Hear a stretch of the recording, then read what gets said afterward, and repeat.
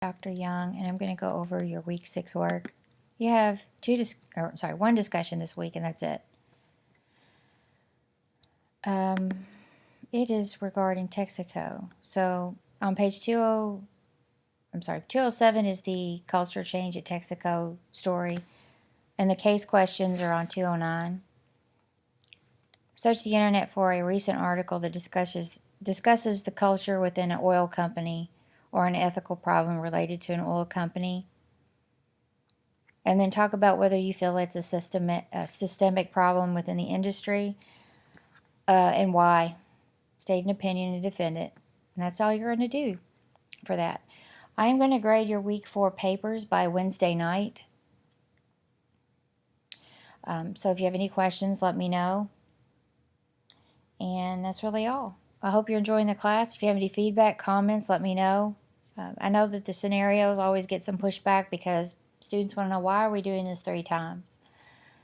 But it's just part of basically they're just trying to gauge your changes or just perspectives. Or if you haven't changed, just kind of, are you able to look at the scenarios differently once you learn about more ethical theories? Doesn't mean you have to change your morals or values or anything like that. Some people do change their mind about, from their first impressions of the scenarios to the last, and some do not. And that's fine.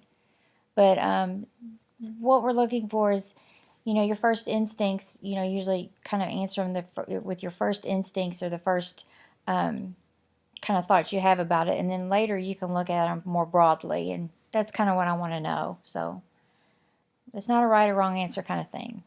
Just reflect on them, honestly. It's all we're asking. It's all I'm asking you to do for this class. Anyway, if you have any questions about the papers, there's a paper in week 8. If you want to get started on that, just let me know. You're going to get started on it, and you can also send me a draft. So a few students have sent me the rough draft for week 4.